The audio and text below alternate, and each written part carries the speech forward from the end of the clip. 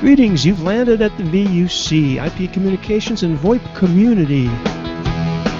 We would like to thank Simwood.com for their support. Simwood can turn you as a developer into a telco. Our host at PBX is from onsip.com, and you can go to getonsip.com for a URL people can click to call you.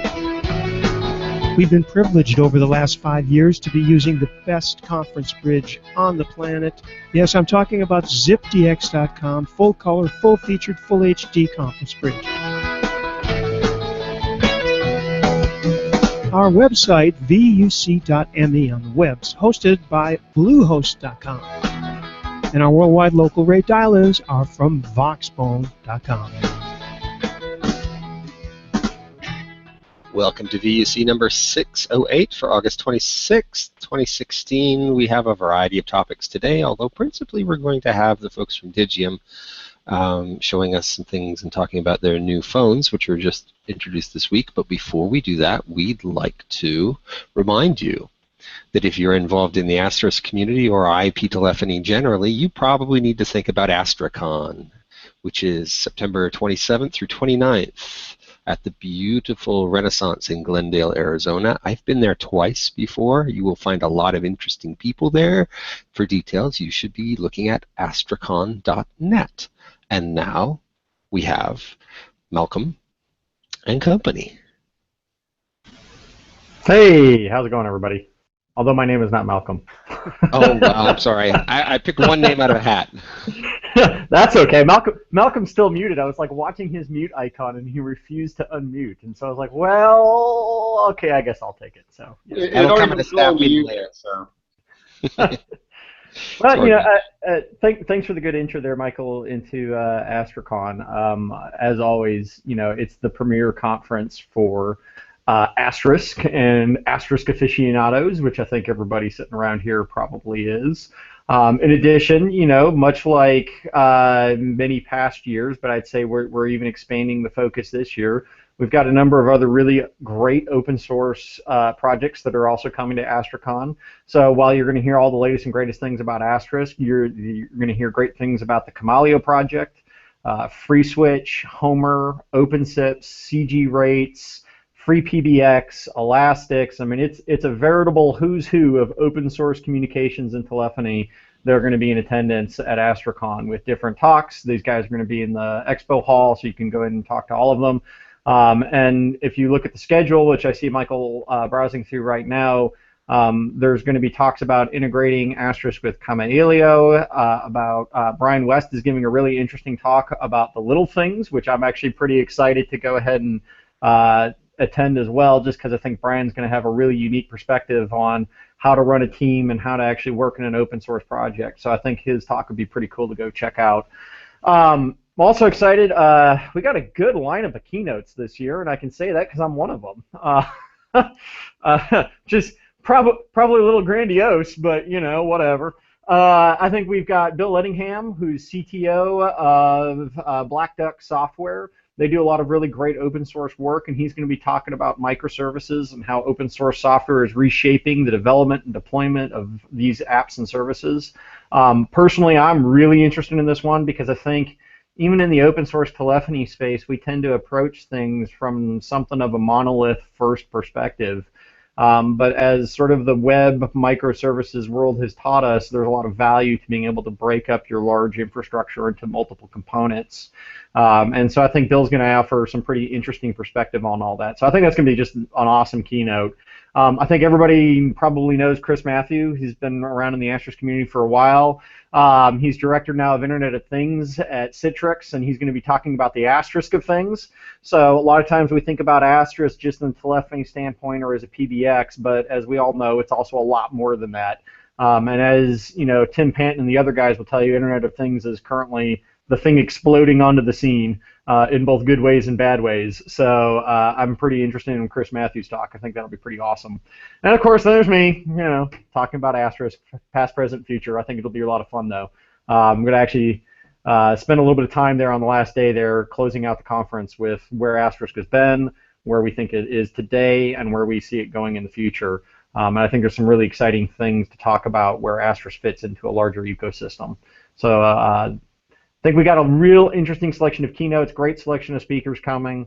In addition to Brian Westtalk, actually, there's two other ones that caught my eye. Not that all of them aren't going to be good, but these two really jumped out at me because I think they really speak to a lot of the things that people are doing with Asterisk today. Sean McCord's going to be talking about Going ARI, which is a very clever name too. But if you're not familiar with the Go programming language, it's got some very interesting concurrency models. And those concurrency models can lend themselves well, I think, to building out ARI applications with Go. And for a while now, we've been seeing a lot of people building ARI applications with PHP via like Mir Siminovich's PHP ARI. We've got people building ARI applications using Node.js. That's one of the ones that we do a lot of. But I think Go is pretty interesting, and I think it'd be pretty fascinating to see how he's applied that language to building telecommunications applications. And then Gaston Drake is going to be doing Asterisk and Elk. And if you've ever deployed an Elk stack before in your life, this is fascinating because it's brutal. Nothing is more brutal than the evil of Elasticsearch. And trying to get your log stash filters doing things correctly, particularly with something as interesting as Asterisk, which has more of a traditional formatting of logs. All these fancy kids today with their JSON logs and whatever, they got it easy. But I think that's going to be a pretty interesting talk as to how to go get Asterisk working into that, and that kind of fits well too, I think, with where we think Asterisk is going, playing in that ecosystem. So I think a lot of really interesting, cool things going on at Astricon. If you're listening to this and you haven't already signed up, go to astricon.net, register. It's the place to be to learn everything about Asterisk as well as everything going on in open source communications. Hey, Matt, I have a question. I'm a little concerned about something I saw on the schedule while Michael was scrolling through it. It looked to me like there was a whole bunch of stuff before breakfast. What is that about? Randy, what time is breakfast?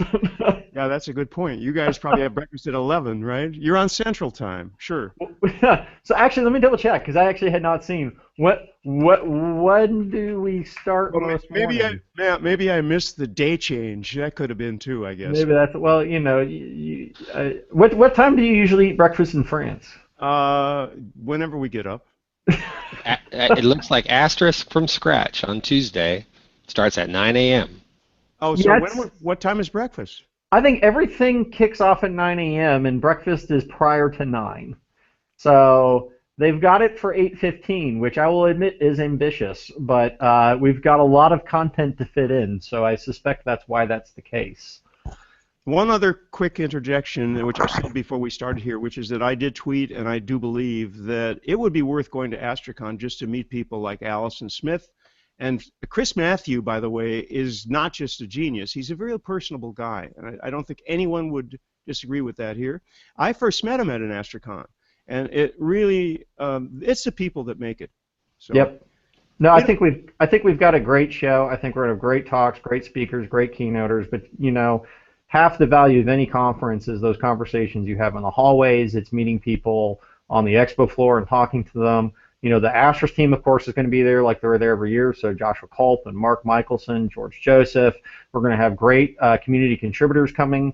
We're going to actually have a great Astro DevCon as usual, which brings in a whole lot of the developers in the Asterisk community. And they lock us all in a big room, and then 8 hours later we stumble out and bloody but defiant, and have beaten out the plans for the next year. But I mean, those guys are going to, all the Asterisk developer community is going to be there at the conference, so you have a lot of opportunity to talk to some of the smartest people in the Asterisk community, and that's really what makes the conference.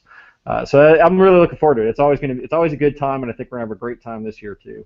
And those of you who are not native English speakers, you can always address your concerns and questions to David Duffett, who couldn't make it today, but he has the British accent that is easier for some people to understand if you learned English from a Brit. No, I'm kidding, but David's another personable guy that you want to meet.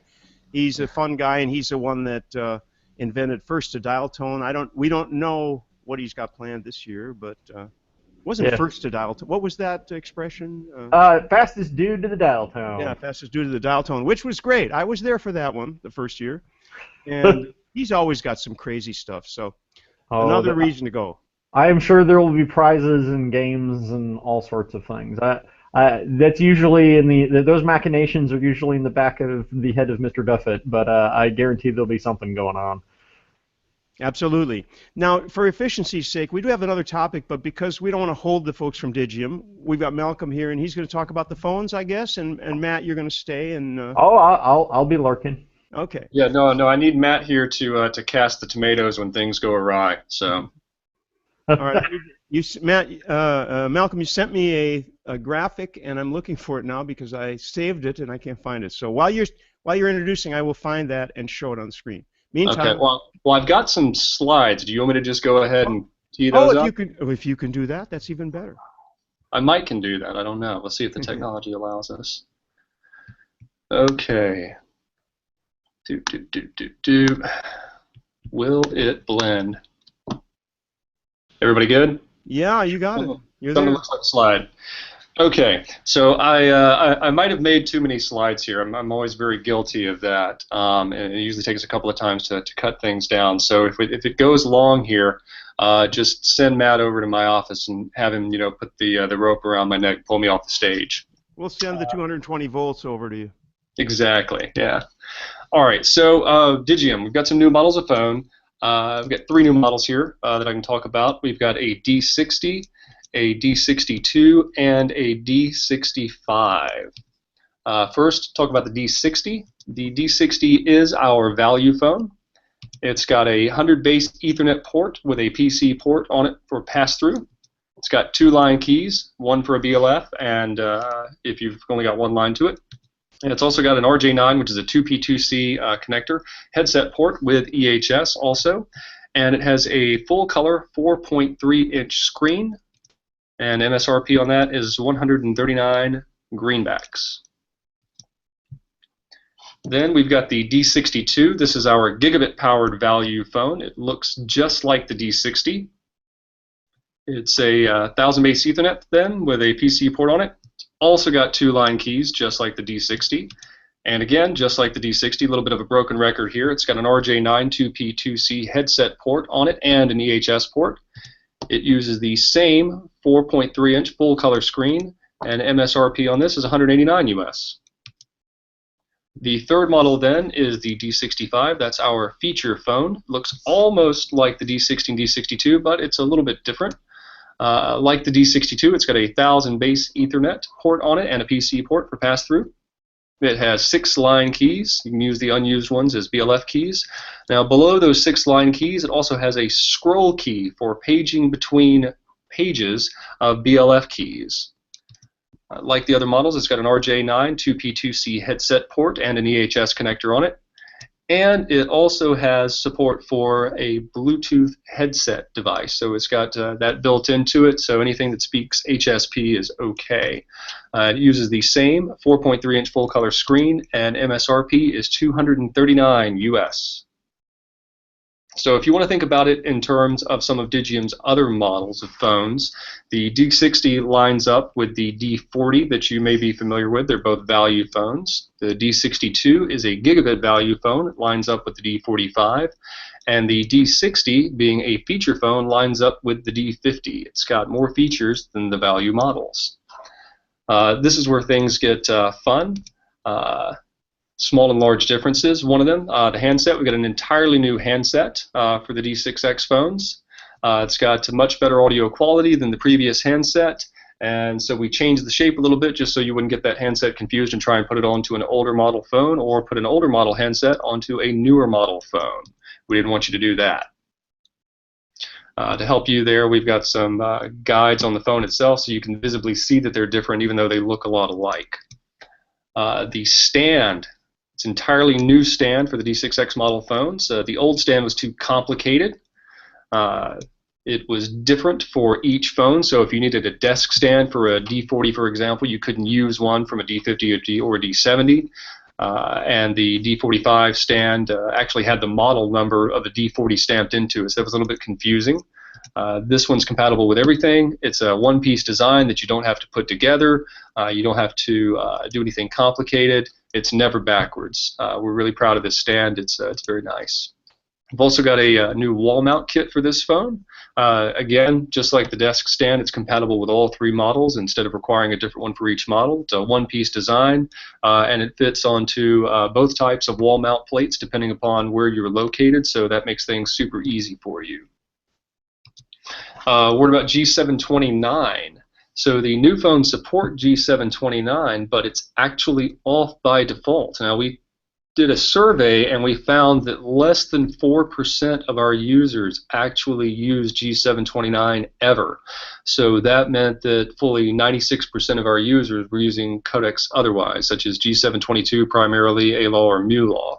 And so with that in mind, because G729 costs money, it's off by default. So now as a user, you just turn it on from the phone's advanced settings menu. It goes out to the internet, lets us know, and G729 is enabled. So if you're in that 4%, you're taken care of, but you have to do a little bit extra than you did before. A little on positioning with these phones. So we kind of went through some of the stuff up front there, which were the specifics. Now I want to talk about some of the problems that we think we solved here. Number 1, look and feel. Number 2, screens. Number 3, the headsets. I talked about that a little bit, but I'll explain more why that's so important. So here's a good professional shot of the front of the phones. The older model phones are beautiful, but they're starting to look a little bit dated. The lines on the D6X models are much cleaner, much more modern. Here from the right, you can start to get a feel for how much sleeker and thinner the D6X models are. The right edge of the D40 is only 20 millimeters thick. A D6 model is actually less than 9 millimeters thick, so it just looks much better on the desk. These are non-professional photos, so I'm sure our marketing people hate that because I took these over in the side of my office, and I did it in black and white just because it's easier to see the contrast. So you can see the big bulky speaker box on the older model phone on the right. It just does not look very sexy. Over there on the left, you can see the newer model phones. And despite the fact that they don't have that big, bulky external speaker box, the sound is actually better coming out of the speakerphone. So we were able to take all that volume in that speaker box and embed that inside the body of the phone itself to give us more than we had before, in fact, and we get a better sound out of it, even though it looks a whole lot better on your desk. Back of the phones, again, staying with those same clean lines, want something really great looking. The back of the phones, also much better, no big bulbous thing on the right. So look and feel, we really, really clean that up with these model of phones. Second thing, screens. We've gone from grayscale to full color. We're bigger, we're brighter, we're easier to read, and we're much more helpful. This is the idle screen. By default, it's got a large time and date. You can still put a custom logo on there if you want to, but time and date is just a super useful thing to always kind of have sitting there.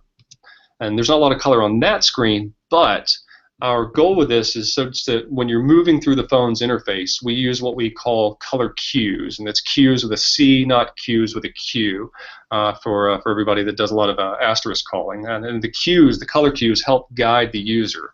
Here we've got an incoming call. Green is good, red is a warning, or something that you might not want to do. Managing multiple calls is much more intuitive than before. Green boxes for incoming calls, blue boxes for calls that you're on, gray boxes for inactive or held calls.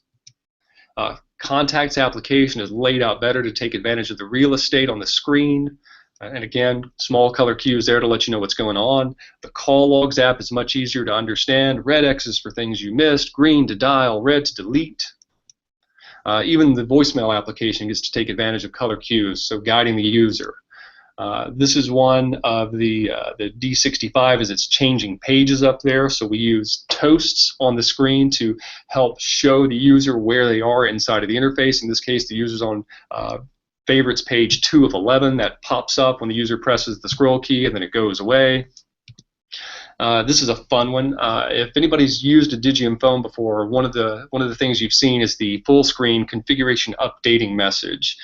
So we were able to make that a lot less obtrusive on these phones. So it just pops up at the top there in the status bar, lets you know what's going on, and then disappears.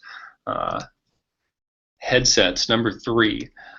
We got wired headset support on all models, EHS support on all models, just like today's phones. The D65 is special with the integrated Bluetooth radio for connecting to Bluetooth headsets. That's one of the things that makes it a feature phone. So it's headset support only, so HSP. We don't do the other profiles right now. And if you look at our marketing, even though I've used the word Bluetooth here, we've still got a couple of trademark things to work out with the actual Bluetooth logo. So we're working on that. The headsets that we test and we support are the Plantronics headsets and the Jabber headsets for Bluetooth here. We've got a great relationship with both of those companies, and a lot of our customers have great relationships with both of those companies. So we figured, let's stick with what's easy. The Voyager Legend and the M70 from Plantronics, the Motion and the Mini from Jabber are great headsets. They've got other models as well, but these are the ones that we tested and that work just fine and that we'd recommend. What's great about Bluetooth, and why is it so important to phones and headsets in general? So headsets are really, really common, but cost. For one, Bluetooth saves you on the need to have an EHS cable, right? You don't have to go spend between $15 and $30 to get that. You can get expensive Bluetooth headsets if you want, but you can also get a much more budget-conscious Bluetooth headset, and that's something that's kind of hard to do with EHS headsets, for example. So the world of Bluetooth headsets is really, really huge. So the biggest thing that you can do with BT headsets is really just save people money. So if you were to compare, you could take a Plantronics EHS fancy headset with a cable for $241 and a Digium D60 at $139 MSRP, and that's $380. Skip down to the bottom. If you're on a budget, you can buy a D65, which is our feature phone, which has built-in Bluetooth, add a Plantronics Bluetooth headset to it for only $30, and you're at $269. So there are a lot of savings potentials there just by using Bluetooth as opposed to a more traditional and expensive headset. So 3 big things we solved: look and feel screens and headsets. I know I'm rolling really quickly here, but I don't want to take up all of everybody's time. Software versions, what do you need to get going? Switchbox greater than or equal to 6.1.2. Surprise for all you Switchbox 6.1.2 users, the phone firmware for the D6X models was in there all along, haha. If you're a DPMA user, just use DPMA 3.1 or greater. If you're an XML user, just go get the latest templates that are on the wiki. And of course, even though these aren't the latest versions of everything right now, please always use the latest versions so that you can get the latest bug fixes and get access to the latest features. If you have an older version of DPMA and or Switchbox, or even an older version of the XML template, you're not going to be able to update the firmware, and that's really bad. And the idle screen logos won't work, and that's really bad. And the rapid dial favorites, if you're a Switchbox user with an old version of Switchbox, those won't work, but everything else will, because we've not made massive changes to the way the phones are configured.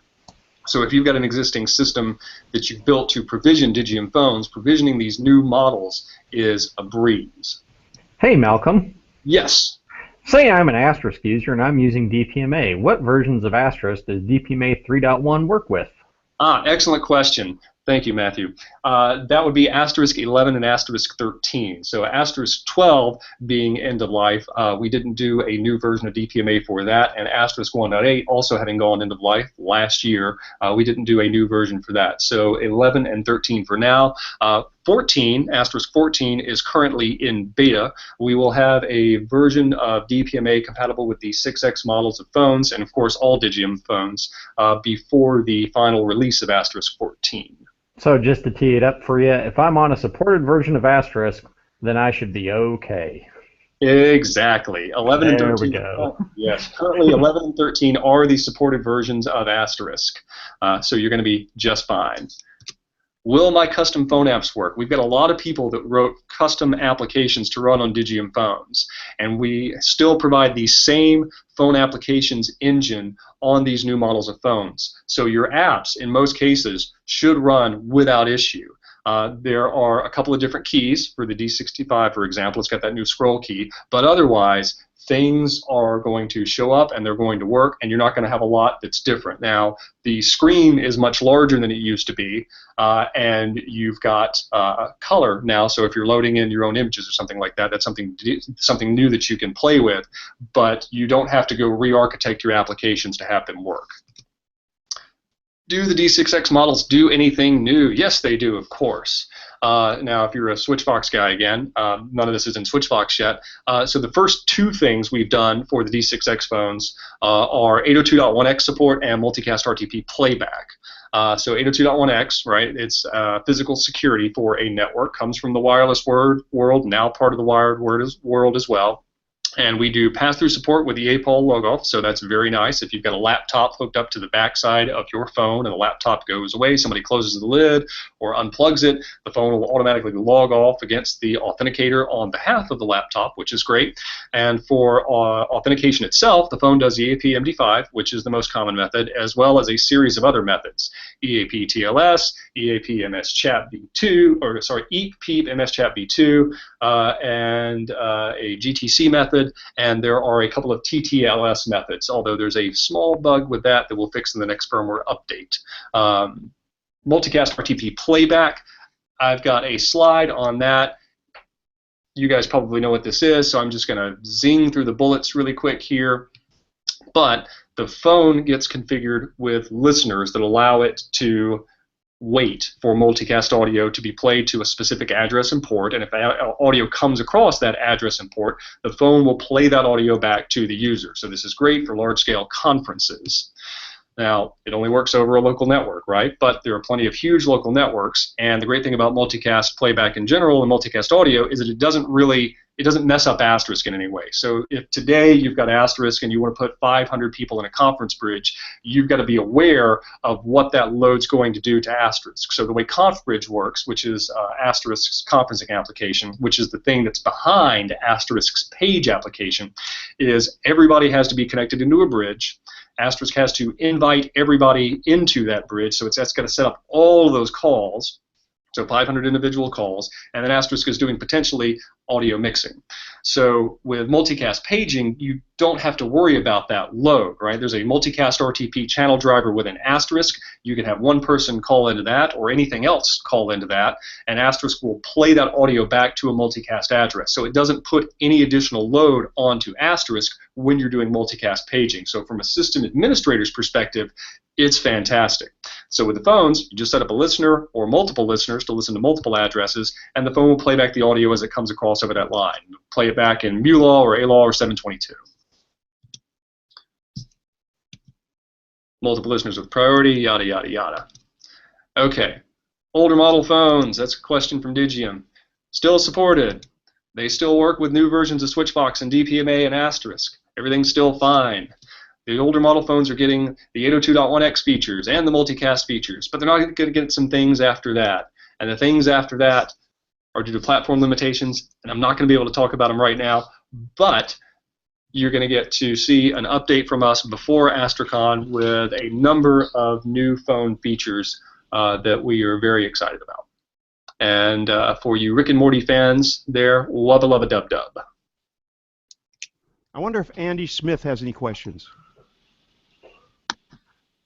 Considering I've never used any of the Digium phones, possibly not. I've actually, although I'm interested in them, one of the things that always concerns me with these things is the use of codecs. So it's an old question, but I'm going to ask it anyway. I suspect Matt might want to answer this.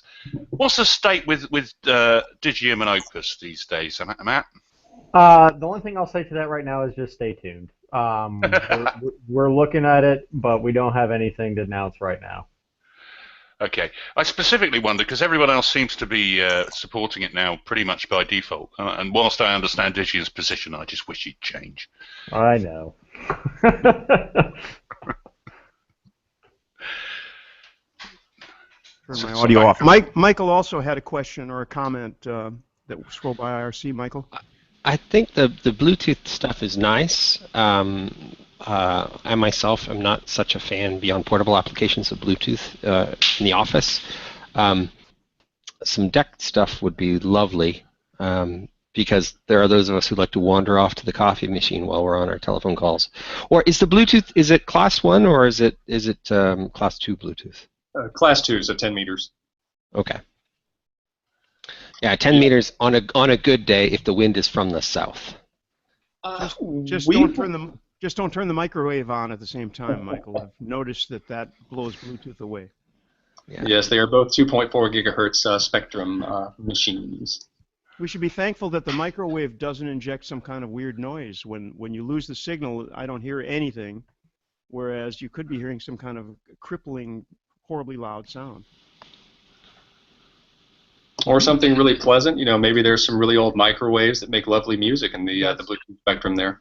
Yeah, they're connected to Pandora. That was a lot of foresight from the inventors of microwave. Anyway, anybody else? So now the Polycom question, and that is, what happens to the old phones once these ones are sort of rolling out in quantity? Do the old ones stick around? Are they being repriced, or how? You know, does it fit together as a family, or is having all the extra SKUs sort of unnecessary? They stick around as long as it is economically viable for us to produce them and people buy them. There are certain people who just don't care a lick about color, and the D40 is just a hair cheaper than the D60 is. So if we're able to sell them in quantities where it allows us to continue to manufacture them effectively, then they stick around indefinitely. If people quit buying them tomorrow and suddenly, you know, we only have need of 10 a month, that'd get really expensive for us to manufacture. We wouldn't be able to do that very effectively. So. Yeah, this is the Polycom problem. Is I don't think they've stopped making anything that they've ever introduced. Consequently, you can buy, well, okay, that's not true. You can't buy IP 500s, but you can buy some pretty old and long in the tooth models, and they just keep getting cheaper and cheaper. It's like at some point there's too many SKUs and things are too confusing. But it does mean if you have a large installation, you can buy the same phone, you know, a decade later. We have an habitual troublemaker in IRC who's asking, what about ZRTP? Thanks, Fred. So that's also not something that's supported in Asterisk either. So I think if there was ever a real movement of people who were going to contribute work to Asterisk to make Asterisk work with it, we'd be more interested in it from a phone's perspective. But as far as Digium's internal roadmap is concerned, ZRTP is not on our internal roadmap. I'll just throw out there one other comment on that. While I think there's some interesting aspects of ZRTP that are not captured even by some of the other encryption mechanisms for media that exist today, I just question the amount of energy and effort you would put into ZRTP and the demand that you would have for it when we live in a world of DTLS SRTP. I'm not saying it's not a good technology, and I'm not saying people don't use it or find use cases for it, but if I'm just going to go want to encrypt everything, I'd probably put my money on that one and call it at that point. Plus, Asterisk already does support at least that one, so then it's just phone work. So, which of course, makes it easy. Sorry, Malcolm. Easy.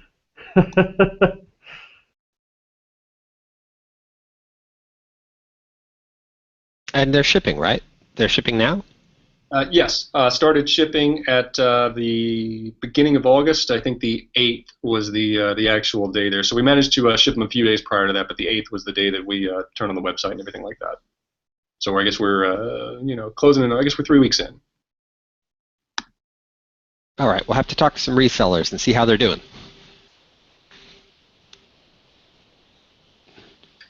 Most excellent. Randy said he had to slide away for just a moment. You said you had a slide, or sadly we haven't heard from our favorite reseller in a while, Michael Wyatt over at E4. But we'll touch base with a few people and see how things are going in that respect. So that was one of the slides I cut. I had the reseller quotes on a slide, and I yanked that. So it's getting too long.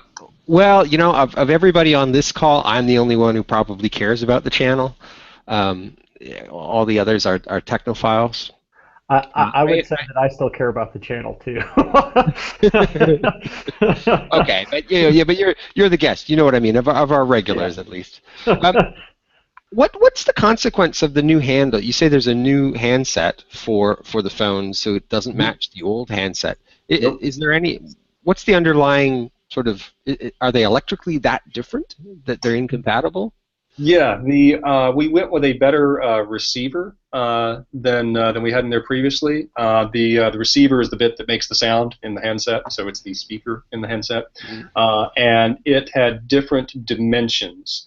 So that was one thing, and we possibly could have squeezed it into the exact same format or form factor as before, but it is a much louder receiver by itself, depending upon the tuning. And because the phone, its only connection to the handset is that 2P2C connector, right? And really, it's only, it's just the two poles.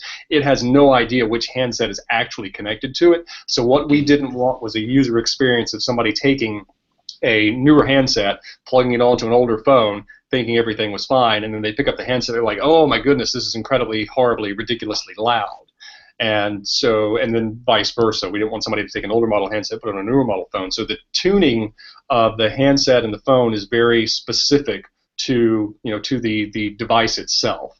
So inside of the phone, we've got all kinds of EQ settings effectively done to make sure that that handsets with the given receivers that they have pass certain what am I looking for? Certain specification requirements. You compensate for, you sort of electrically compensate for the realities of the transducers. Yes. In DSP. Well, that's cool. Yeah. And so we made a slight shape change to it, and we changed the location of the HD Voice logo to make it easy for somebody to be able to tell what they were doing. So we're not the first people to do that. In fact, the Polycom people did that as well when they went with the PBX style handset, which was a different handset than the one they'd used previously on the Soundpoint IP series. So they also changed the shape slightly and changed the location of some lettering. And so you'll notice if you try to take one of our newer model handsets or one of their newer model handsets, try to put it on an old phone, it just doesn't quite fit perfectly. So the cradle is a little bit different into the handset. It's in addition to the handset itself being a little bit different. I guess thinking back some years, it's the Snome folks who are the only ones I know of that did an upgraded handset and made it physically swappable onto an older phone. Their Clairvoice handset on a 300 series Snome, you could just switch them out. But yeah, that's when they were going from narrowband to wideband. Yeah, exactly. And by now everybody's in wideband. This is 2016, right? So, and we all dial by SIP URI, right? No, I still don't typically. No. Never mind. Okay. but yeah, no, I get your joke. Yeah, I think I'm probably one of the few people that does, but that's just purely for testing purposes. So. It's funny. Well, I won't go down a path, but I've been monitoring an IETF mailing list that's had a lot of documentation, had a lot of CPURIs in it, even though their mandates. Michael, your Cylon has returned. Oh, Randy will take over. I'll be back. Okay. Yeah, we're really having the sequence of problems here. My whole Chrome setup blew up a few minutes ago. Anyway, this may be a good time to, unless we'll call last call for questions. We don't really have a time limit, so if anybody else has got any questions about the phones or about Astricon, let's hear it. I thought I had to sneeze for a second, so I muted myself. Anyway, all right, then it's our pleasure to thank Malcolm and Matt, as always, for joining us, and I look forward to hearing Astricon news. I'm sure we'll have David and a few of you back I would say mid-September, late September, right before. Sounds good, Randy. Thanks for having us. Okay. Right. Thank you very much for the time. See you guys. Good luck with the phones, guys. Thank you. I believe I fired the Cylon. And those phones do look great. I have a disclaimer to announce, by the way. Due to the laws of truth in advertising, I must say that Tim Panton will not be joining us from Burning Man, and we will not have anything on Burning Man, even though it was in the title. And the reason for that is because U-Haul completely screwed up his reservation, thereby forcing him to be driving from, I heard, Folsom, California, to wherever that thing is, Burning Man. It's in Nevada or Utah? Utah, right? Yeah, it's in the desert. Anyway, it's quite a drive, 6-7 hours. California. Maybe it's in, well, wherever. I thought it was outside of Reno, maybe, or something like that. Anyway, we don't know. But He's not going to make it, so I'm sorry. You can ask for your money back because there will be no Burning Man, other than what I just said. Another thing is we invited Moishe from fone.do, or fone.do, if you may. And he can't make it today, but we're going to try to talk a little bit and review a little bit what they're doing over there because it's pretty interesting. First of all, I heard something about PBX in a browser, which is a little bit of a misnomer because the PBX is not really in the browser, right, Andy? I mean, we played around with this thing. That's okay. You can take a sip of coffee. I can keep going, you know, on and on. Thank you so much, sir. Or tea. Is it? Yeah, its front end is in the browser. You set it up from the browser, but it's actually using not a traditional VoIP system at the back, but it is using a VoIP system which is essentially made. Most of the work's done by Telestack's RESTCOM, and it's all API driven. So he's got Telestack's RESTCOM in there. He's got the Dialogic media server, so there is a commercial media server in there, and of course open source for the Dialogic stuff. I can't remember how he's actually interfacing into the PSTN itself, but there is an interface into the PSTN. There is? There has to be somewhere. Yeah, no, I mean there is. I meant to say there is, but before we go on, I'm showing a slide because it's very disorganized. I'm not at home, so I don't have a good way to show things logically, but I am showing a screen capture where the obfuscation of numbers and emails was done. So you can see that Andy, Michael, and myself all have extensions, and we're going to maybe give this number just for the heck of it, because we can, and see if a bunch of people want to call in. But anyway, and maybe we can all show our phones that are going to ring when it happens. But you can see on the left, is that readable, guys? The menu on the settings on the left, which says notifications, configure desk phone, office, work hours, and so on. We're looking at the team members part, and that's where you can see that we each have an extension. We each have an outside number that you can call, a direct line. And all of that part is really well executed as far as setting it up. It took me an hour to actually get a trial account because it wasn't working for me in Chrome. But then once I got the trial account, it took like 5 minutes to set up an entire business. So take that as you may. We've had 2-3 calls. I think I've spoken to James, Andy, and Michael. And I'm sorry, Moishe, to say this, but the call quality was horrible. Would you agree, you guys?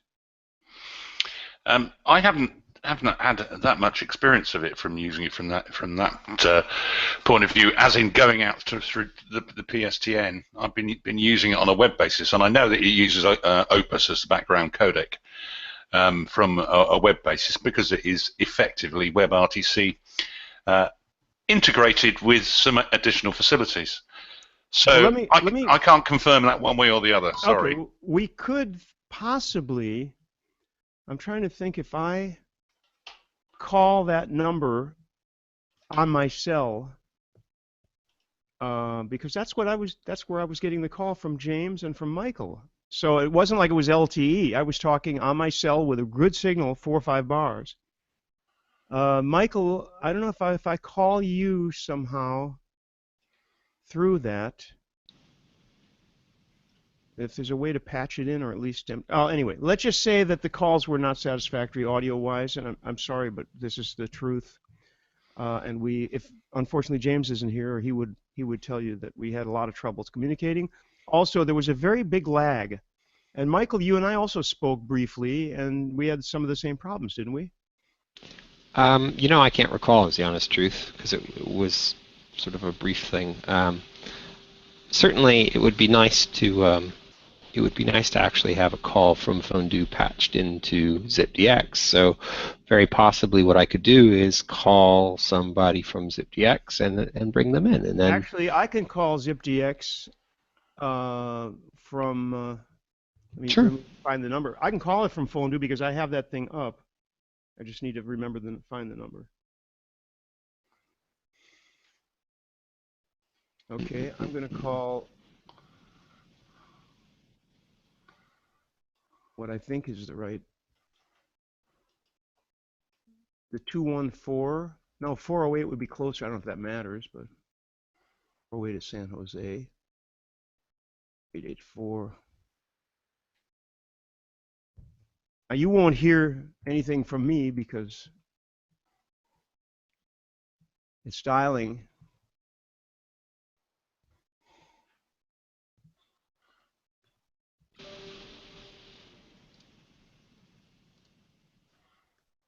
So here's the ZipDX dashboard for anybody who cares to look. There are, there we go. So there's something from. That's me. That's me. Yep. I don't. Joining, yeah. But I'm muted, right? Yeah, but you can unmute, or I can unmute you. Yeah, the problem is you're hearing the Hangout, which I'm now hearing back. Boy, that sounds great, by the way. Yeah, so, and I can unmute you, and there you go. And now if you... Yeah, but then I'm going to be big X. That's already less good. Yeah, that's already less good. Mute yourself in the Hangout. Right. Right. Right. And so now you will be, you're coming to us by way of fone.do. So it's not going to be wideband because it's a PSTN connection, but 1, 2, 3.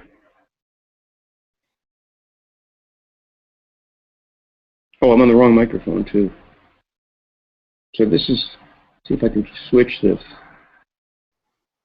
And I should be able to show you the screen on Hangout. So I think from a PSTN perspective, it seems like it's probably adequate. I'm hearing a bunch of times when you say something, but otherwise, I'm going to hang that up. Okay. Okay, so that was not at all like the call, but then that isn't on my cell. That was a direct call on the web browser from, now if I could, let me see if I can share this interface. I didn't find it. Oh, you can only share something from the same screen? Is that it? Is that possible? Let me see. All right, I'm going to have to do a little jockeying around here. Ooh. Hopefully this will eventually work. All right, so now I should be able to show this screen in the Hangouts as soon as I find it. All right, screen share.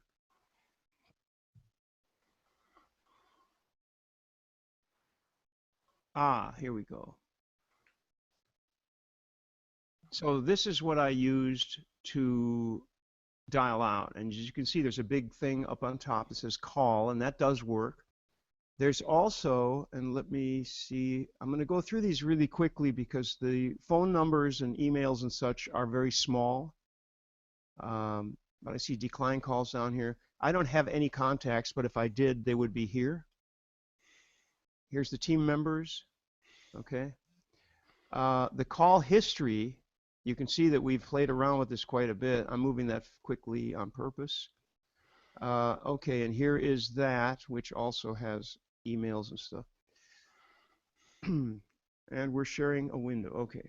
Corrado's asking, what's the difference between any other hosted PBX?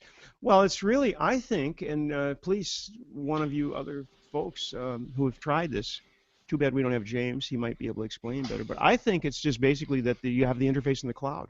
That's all I can see that matters. Well, yeah, where you have the web, essentially web-based telephony access. So from some perspectives, it eliminates hard endpoints, right? It's almost. But everybody does that, Michael, as you and I were discussing. ONSIP's been doing that for years, so that's really not that. I don't know that makes it everybody. There are a few, yes, but there are still people, Counterpath still has a business selling soft clients, so this is, on the smaller scale, for smaller scale clients, it's a hardware-free way of doing it, just dovetails with your mobile devices when you're not using the web browser. Mm-hmm. For me, I think if there is an advantage to fone.do, it's probably not for anybody who's experienced in VoIP in any way. It's for people who want to set up a very quick and easy Office PBX, and it's extremely simple to do, as you already said, Randy.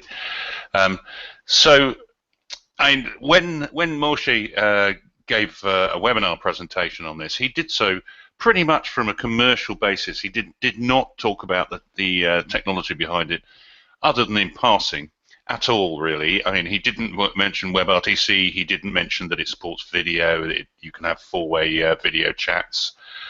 But it is very firmly aimed at the small business that needs a PBX, a startup, if you like. And it can certainly be set up very, very quickly for that. Yeah, I mean, he's not trying to come up with a PBX that has all the different facilities that you would expect from an on-premises or indeed in the cloud PBX. I mean, at the moment there's no call queuing, there's no grouping. That's not. I don't think that's quite true, Andy. Let me go through the things without. Well, I did ask that question during the. And he said there is grouping in a sense that if you have Michael and I Michael is in accounting and beta testing, so you have a department that's grouping, isn't it? Okay, but you can't do things like have a group pickup where single phone rings and somebody else picks up the phone from a different one. So there's none of the facility codes or anything that are available normally. So it is a simplistic Right. and yes, pink drink is evaporating. Yeah. Well, it would do with James around. There's none of the usual facilities that you would really want, and if you need those facilities, you don't go for this solution. Okay, Simple so really. a couple answers to that. You're certainly right, but here's what there is right now. There is work hours, so you've got open hours. That seems to be for the whole company, by the way. I think, but you can set it for every day. So I've turned those on. There is call recording, and you can turn it on so all calls are recorded. By the way, that's illegal if they don't announce it. Remember that, huh? But anyway, who cares? You can record all calls or not. You have the IVR, and the IVR is particularly advanced as far as these things go to set up quickly because you can type in a message. I wish I was at home to play this stuff, but I can't. You can type in a message, you can your IVR message, including, press 1 for so-and-so, etc. You can also, and it will read that in a robotic voice, or you can record your own locally and upload that file, or you can record the message on their web app. And I've tried all of these, and they all do work, so that's something. The rest, let's see, notifications. You can do browser or email notifications on a new voice message. The configure the desk phone I didn't, but it looks like you take your phone, you put the type of phone, looks like Yealink may be the only one on the list right now. You turn it over and find the MAC. You copy the last digits. I have not tried that, and I don't think any of you have either. Yeah, the limitation being that Yealink is the only one supported at the moment. So that kind of points to where their target market is, because Yealink is sort of in the middle market and entry-level stuff. And then, although they do make some nice phones. And then finally, the only other thing we know is that we're talking about $15 a month per user. Each user gets an extension on your PBX and a dial-in number. So that's.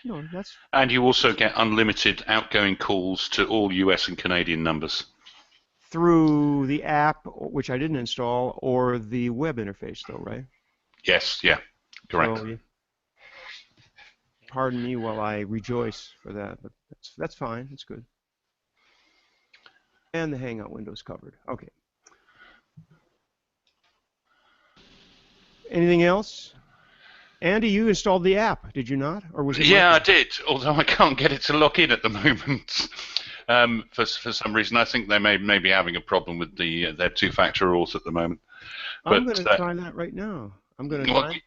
It'll be interesting to know if it's down to them or whether it's something from my end. Well, I'm thinking if you try to delete the cookie, if you try to log in, you said you tried to log in on the web as well, or not?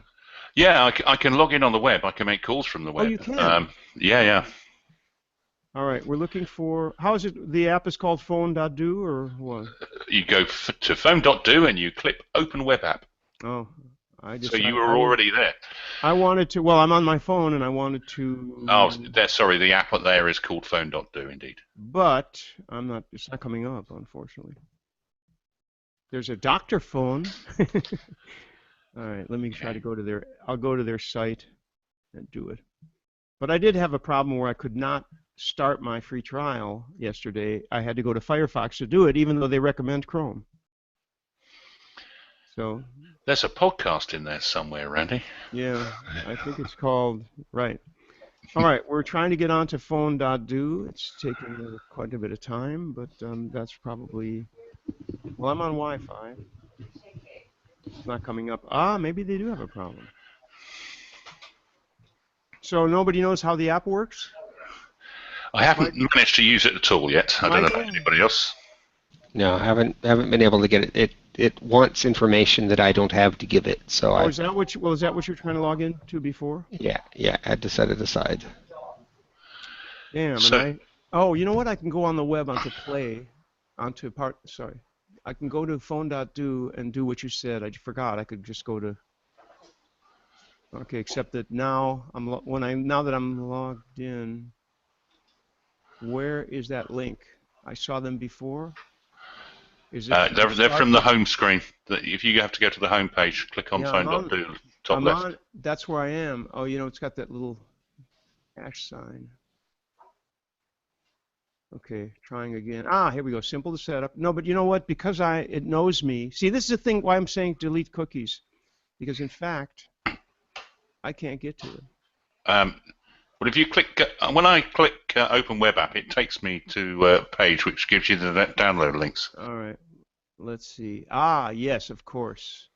And here it is. All right, sorry, I'm stupid. Click on that, and now fone.do. Fone.do, Google Play's search for apps is very poor. It rarely works on anything. Here we go. We're installing the app now. Fone.do will be installed on your device soon. Of course, I have a 1+1. It may not work well for that reason, but we'll see in a second.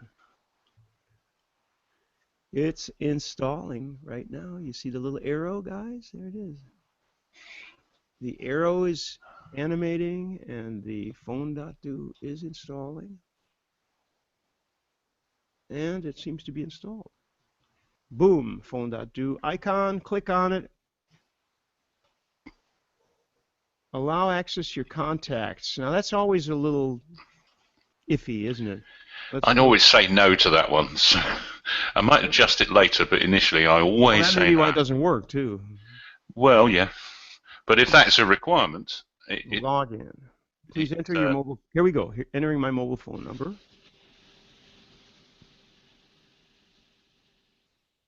Which I actually know by heart. Okay, this button, start communicating. All right. I'm in. I am in. And the first thing they do, this is great that they have a thing where you can talk to Moshe or Haniel, if that's how it's pronounced, his name. We run on the intercom, start a conversation. But where is my no conversations? Well, wait a minute. What is this app? All it does is chat? Maybe that's your problem. You guys don't know that it's... No, it's a dialer. It dials out as well. You know what? I'll bet it does. If it's a dialer, you probably dial a number, and it says, should I use... What dialer should I use? Is that it? Let me try. You know what I mean? The part where it says, do you want to use the phone? How does that work? If it's a dialer. Okay. All I have is putting the number in, which I did. Start communicating puts me to the chat. And of course, they're not going to answer today, are they?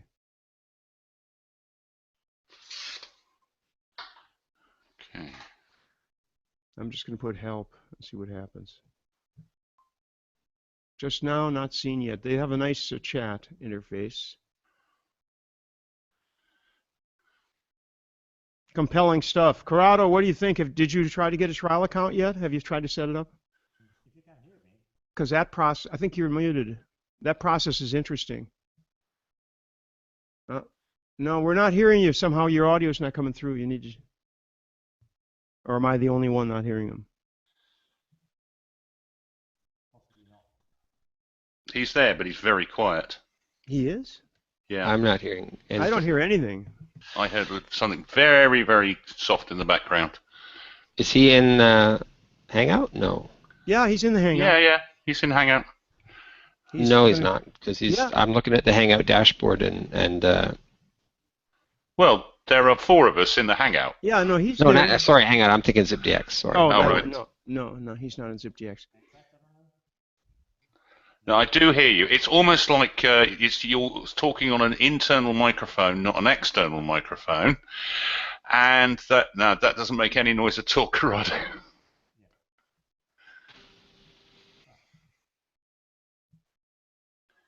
This app, the app stopped responding.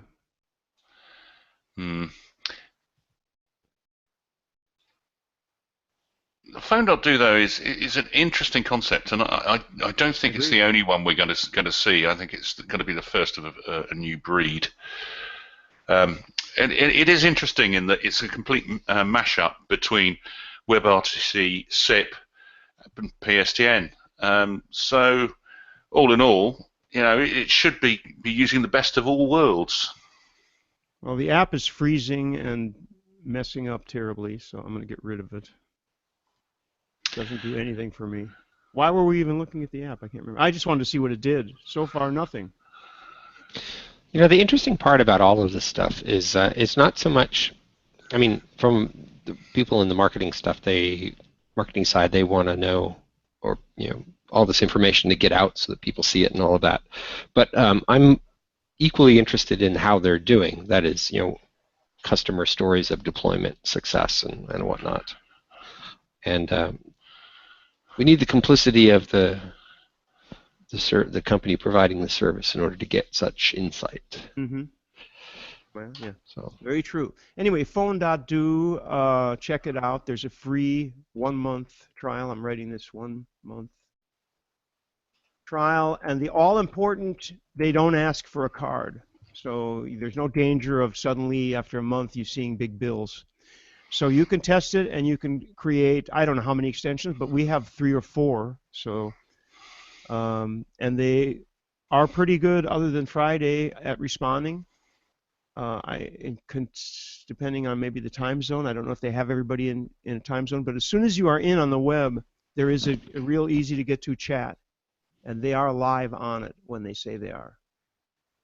So go test fone.do, free 1-month trial. And pretty much that's it, unless we have any other business. Is there something we're forgetting? September 2nd, by the way, Camaillo.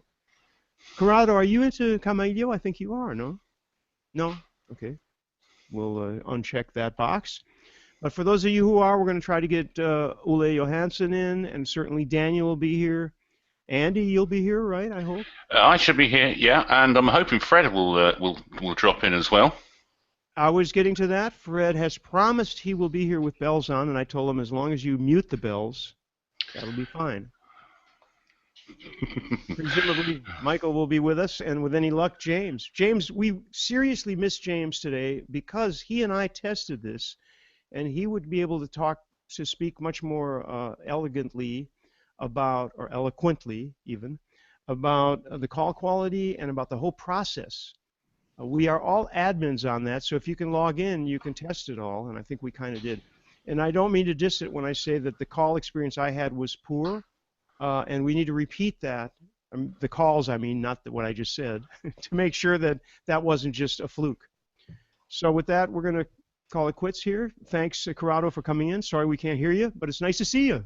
And I'm glad you followed the fone.do.